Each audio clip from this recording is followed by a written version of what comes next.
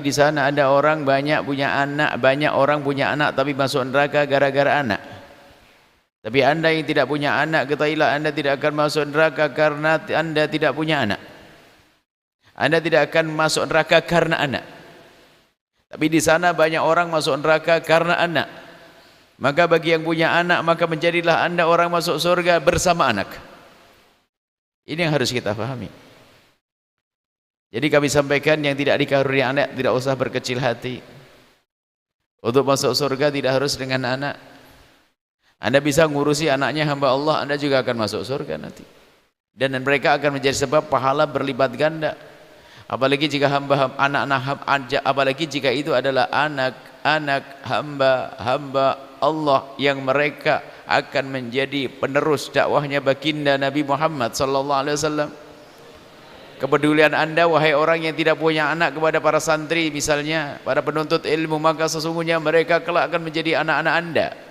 Di saat anda di alam barzah akan menjadikan sebab anda mendapatkan pahala terus mengalir biarpun dia tidak pernah lahir dari perut anda.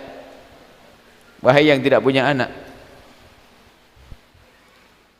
malam ini kami akan mengajak bicara kepada yang punya anak. Ada tanggung jawab. Hei hamba Allah yang diberi anak, jangan kau pandang anakmu sebagai nikmat saja, akan tapi ketahuilah anakmu adalah amanat. Amanat. Dan sungguh anak ini bisa menjadi sebab seorang tua itu terangkat derajatnya tinggi-tinggi dengan anak. Dan semua anak itu lahir dalam keadaan fitrah. Kullu maulidin yuladu 'alal fitrati.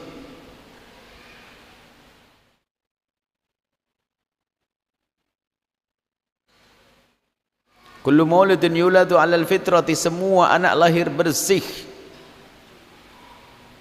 Fa abawahu yuhawidanihi aw yunassiran aw yumajjisani. Orang tuanya lah yang akan menjadikan dia itu berubah dari fitrahnya, sehingga naudzubillah imannya menjadi gak benar. Aslinya semua anak lahir dalam keadaan fitrah, bersih, suci. Sehingga orang tua punya peran penting untuk menjaga amanat ini, jangan sampai dinodai dengan salah kita dalam mendidik mereka. Dan kalau anak itu durhaka kepada orang tua, biasanya karena salah pendidikan. Yang sengsara juga orang tua itu sendiri kok. Sepertinya dia ingin memanjakan sang anak sampai dia tidak kenal Allah dan Rasulnya. Yang sengsara sebelum anak itu sendiri, orang tua juga sengsara. Anak mah sengsara, anak durhaka nanti. Anak durhaka mah sengsara, neraka jahanam. Tapi sebelum anak itu sengsara, ternyata orang tuanya pun juga dibikin sengsara. Dia tidak ngerti berbakti pada orang tua. Orang tua masih hidup, lihat disiksa sama anak itu. Dia tidak kenal Allah. Dia tidak ngerti mengabdi, tidak ngerti berbakti pada orang tua karena anaknya tidak kenal Allah. Bagaimana dia telah melahirkannya, membesarkannya, tapi ternyata sang anak melupakannya. Tidak kenal Allah, bahaya sekali. Makanya termasuk kebodohan yang sangat bodoh jika ada orang bapak atau ibu melahirkan anak, mendidik anak tapi tidak dikenalkan kepada Allah. Sehingga kalaupun dia berbuat baik hanya basa-basi, hanya karena ingin mendapatkan warisan atau jatah toko yang dari sana itu. Hati-hati hei para orang tua.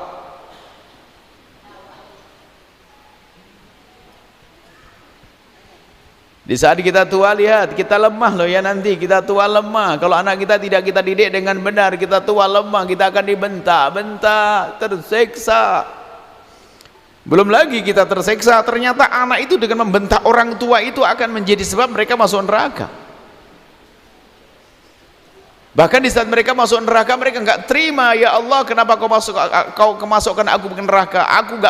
Aku durhaka kepada orang tuaku. Betul, aku durhaka kepada orang tuaku, tapi aku durhaka kepada orang tuaku karena orang tuaku tidak pernah mendidik aku dengan benar.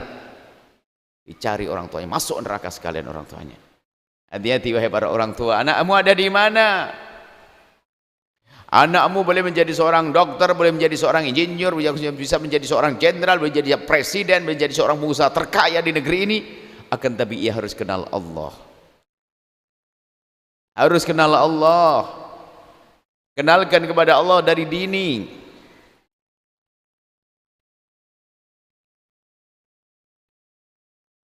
Memang kita tidak boleh kejam sama orang tua, tapi tegas menghantarkan kepada kemuliaan itu penting. Terlihat kejam kadang. Akan tapi sesungguhnya itu hakikat cinta. Dan itu kami rasakan dari seorang ibu yang sangat soleha, ibunda kami, lihat. Ibunda kami tentu sangat sayang kepada kami, anak laki satu-satunya, bontot jauh lagi dengan kakak. Akan tapi kalau kami salah, waduh, jangan macam-macam. Kalau sambil nyubit, bahasa Jawanya nyetot, paha saya kalau jadi cetot biru. Paha dalam, tahu? Paha dalam dicetot, cubit paha dalam, karena nakal tuh, dicetot biru. Cuman bahasa beliau, aku mencubit setanmu, aku tidak nyubit kamu, gitu saja. Dan kita nggak marah dengan begitu, ya tengahnya nangis saja selesai. Tapi hari ini ada anak itu kalau sudah dimarahi sama ibunya, marah, dendam sama ibunya, Masya Allah. Hei para anak, atau mungkin anda dulu pernah jadi anak seperti itu, hei para ibu, tobat. Kalau anda anak anda akan seperti itu. Ada anak hari ini dimarahi sedikit langsung, waduh, seolah-olah kayak kiamat dunia. Hingga akhirnya karena apanya, gampang baperannya itu, sensitifnya itu, sehingga gampang stres itu anak. Padahal sih biasa-biasa saja orang tuanya, jadi tidak kasar-kasar amat, juga biasa.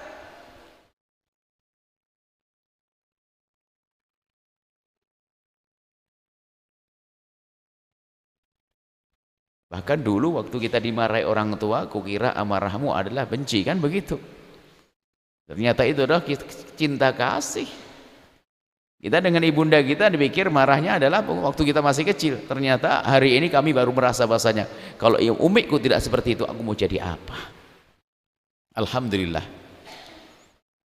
Umik yang sangat tega di saat harus mencubit anaknya demi kebaikannya. Tentunya bukan mencubit menyiksa, sudah ada diukur nyubitnya, nggak akan membahayakan sampai masuk rumah sakit, nggak. Jadi sudah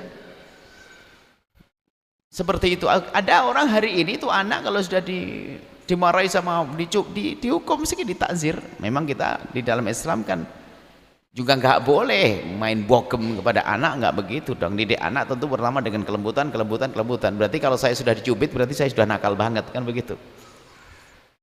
Saya yakin nakal banget. Ya, seperti apa? Wallah alam, lupa sudah zaman itu. Karena umi nggak mungkin melakukan begitu kecuali saya sudah nakal banget. Karena umi kami pasti sangat sayang. Tapi setelah selesai, hari ini anak-anak Masya Allah dimarahi orang tuanya sedikit sudah wah, apalagi salah bergaul tuh, salah bergaul.